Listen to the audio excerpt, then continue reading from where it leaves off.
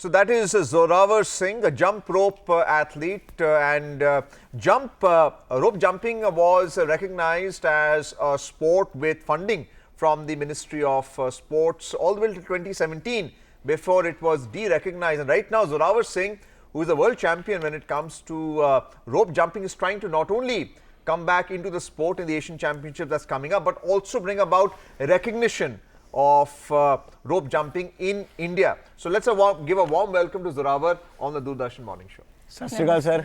बहुत-बहुत स्वागत है आपका. Thank you so much.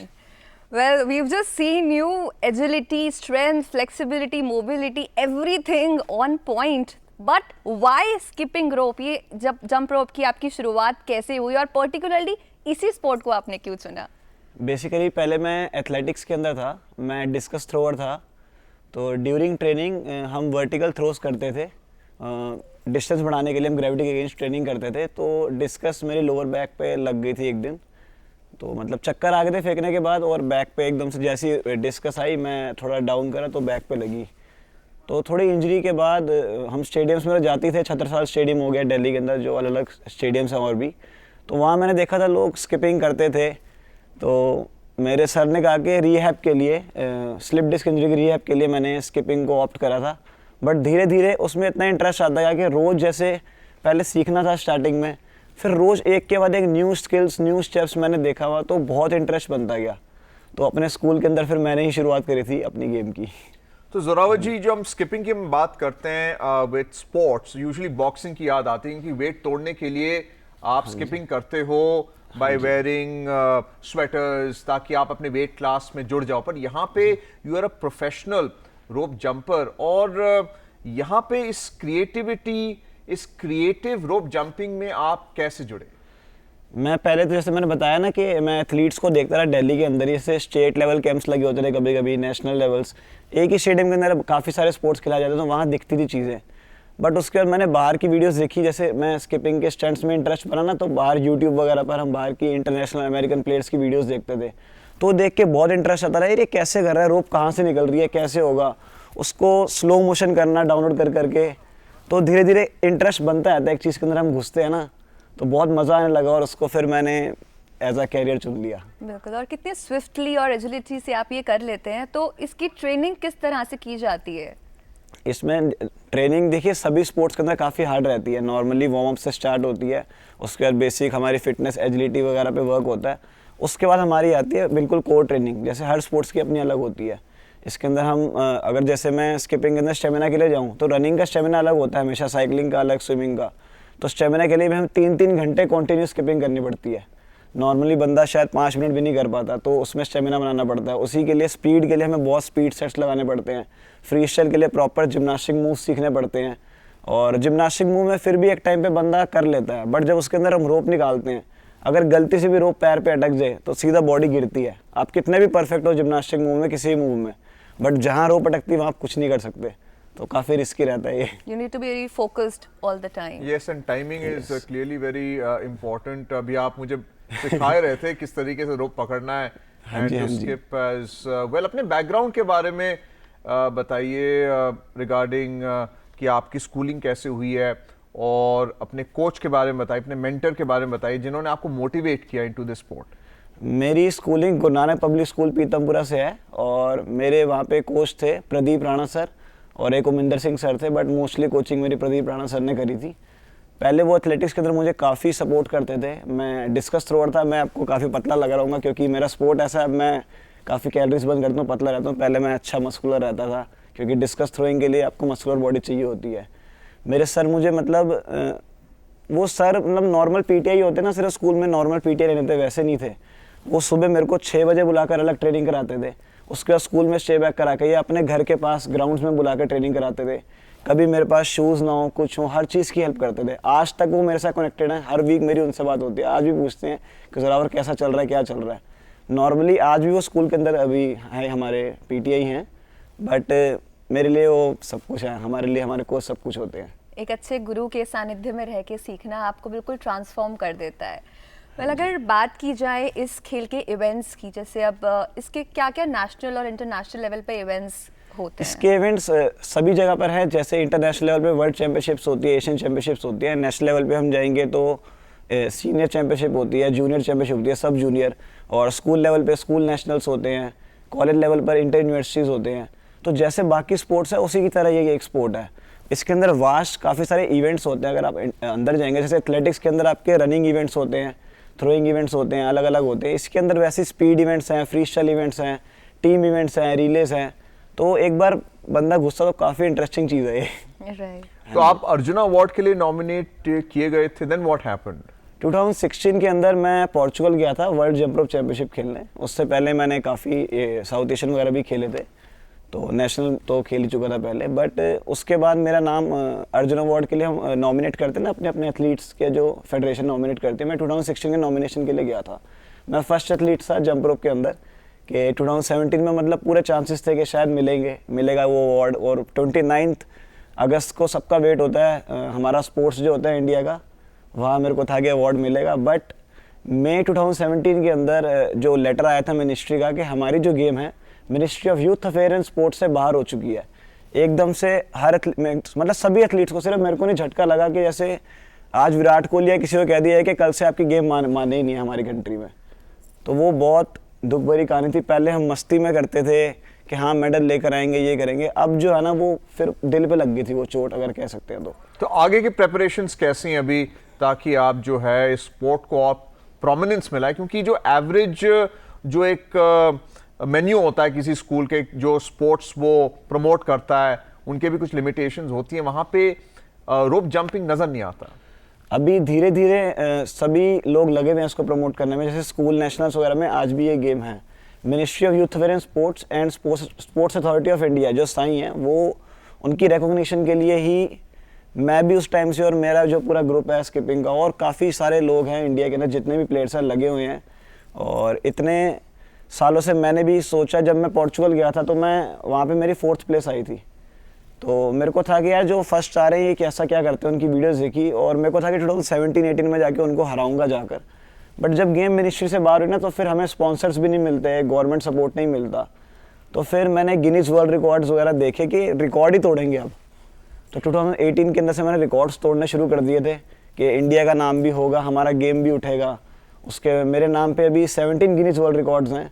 उसके बाद अपने पूरे ग्रुप को मैं डिफरेंट टैलेंट शोज़ के अंदर, इंडियाज़ गॉट टैलेंट, हुनर पंजाब दा, और एक OMG है मेरे इंडिया शो, हर जगह जहाँ जहाँ गली गली पार्क जा जाकर हम इस गेम को प्रमोट करते हैं जी। तब से लेके अब तक सबसे बड़ा जो ड्रॉबैक आता है ना, पहले था कि हमें स्टेडियम्स मिल जाते थे, वुडन कोर्ट्स मिल जाते थे।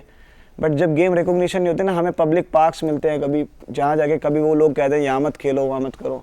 तो थोड़ा एरिना की प्रॉब्लम रहती है सबको। जी, आपने वर्ल्ड रिकॉर्ड्स की बात करी, लोगों के नाम पे 1 या 2 उसमें पूरी जिंदगी निकल जाती है, मगर 17 वर्ल्ड रिकॉर्ड्स, ये किस किस आपने क्या क्या इवेंट्स में इनको हासिल किया ये है? स्किपिंग के डिफरेंट इवेंट्स हैं। जैसे 30 सेकंड के अंदर मैक्सिमम स्किप आप कितने कर सकते हो। मैंने रोलर स्केट्स पहन के एक रिकॉर्ड करा था, और हैंडस्टैंड्स के अंदर मैंने जंप्स करी थी, पुशअप्स के अंदर स्किपिंग करते हुए जंप्स करी थी।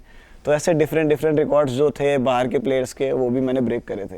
हैंडस्टैंड में आपने जंप रोप किया। हाँ। Arjun, you also want to try that?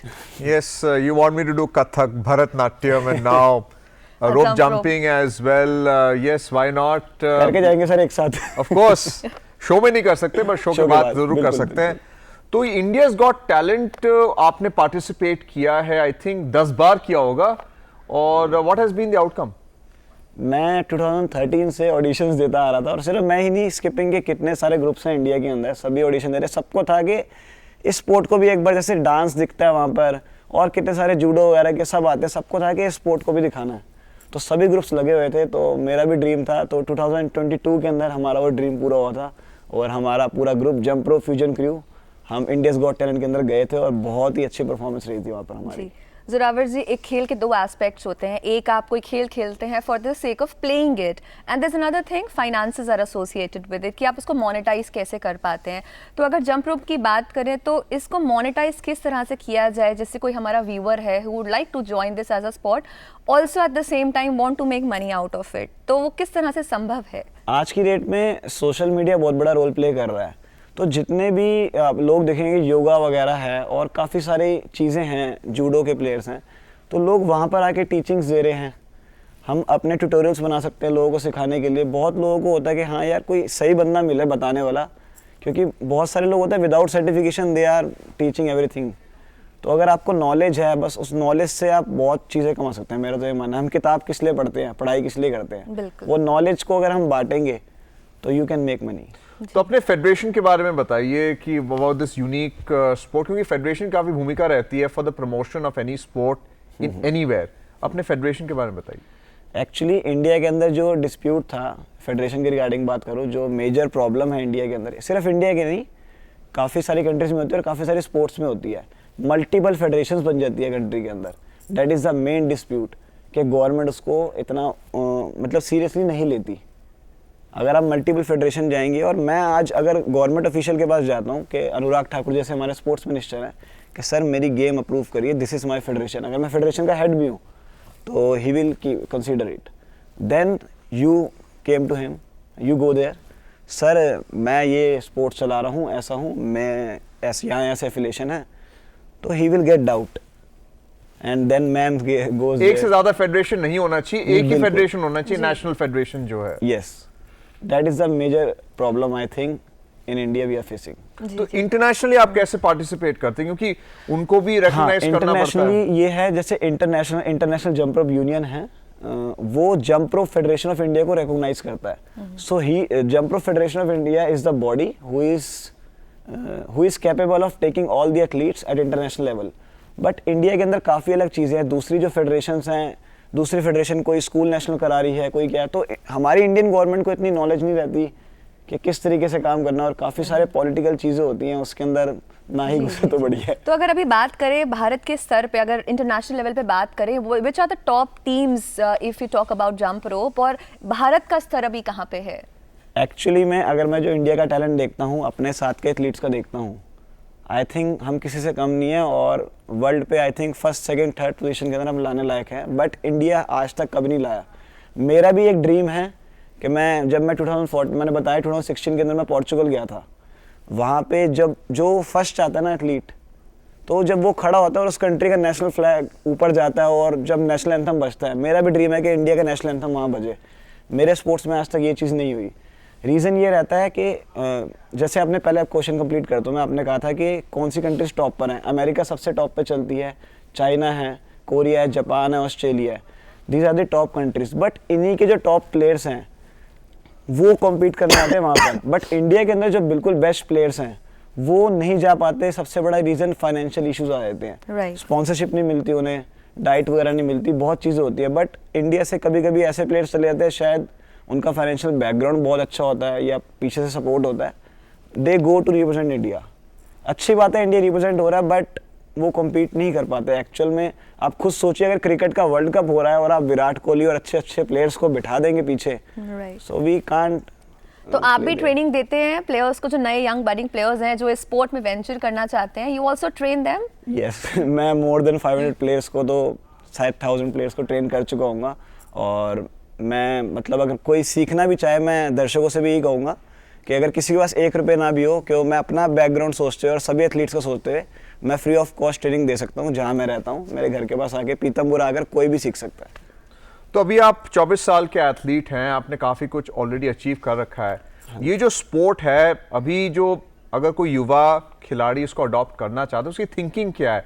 एक साइकोलॉजी होती है, एक सर्कल होता है स्पोर्ट्समैन का, तो रोप जंपिंग के एथलीट्स रोप कैसे जंपिंग का, जंप रोप का सोच करना सबके माइंड में ये आता है कि यार फादर और मदर ऑफ ऑल स्पोर्ट। तो अगर किसी को मैं बोलूँगा ना एक स्पोर्ट है, वो सोचते हैं नहीं यार, हम मतलब करते सारे हैं। एक बैडमिंटन का प्लेयर भी करता है, एथलेटिक्स का भी करता है, बॉक्सर भी करता है, स्विमर भी करता है। इसको एज ए स्टेमिना फिटनेस के लिए हर बंदा, हर एथलीट इसके अंदर घुसता है। फिटनेस जिम के अंदर करी जाती है, हर बंदा ये करता है, बट इसको उस चीज़ की नॉलेज नहीं है कि ये एक स्पोर्ट भी है। तो उस लेवल पे जब हम, जैसे कुछ मेरे ऐसे प्लेयर्स को लोग देखते हैं, और काफ़ी सारे अच्छे प्लेयर्स हैं जो अपने टैलेंट दिखाते हैं, और जो एथलीट्स होते हैं फिर भी एथलीट सर्कल्स में पता होता है, बट फिर भी एक जो होता है ना, अगर हमारी गेम रिकॉग्नाइज होती है स्पोर्ट्स अथॉरिटी ऑफ इंडिया से या फिर ministry of youth awareness sports से, तो काफ़ी इसकी जो वैल्यू है वो बढ़ेगी, मुझे ऐसा लगता है। So I think, Veronica, it's time for us to wind up this Sports Mania segment with Zorawar Singh. Zorawar, thank you so much for Thank being you with so us much, on the sir, for Doordarshan inviting Morning me Show. also. And I hope Arjun that through this medium jump rope as a sport लोगों तक पहुँचे और लोग जोरावर तक ज़रूर पहुँचे because he is a very good trainer as well and he is doing a lot to promote jump rope as a sport in our country. And more importantly, he's shown the big heart. Right. He has that willpower to promote this sport not only for his own achievement but for the sport itself. So let's wish him the very best in his endeavor as far as jump rope.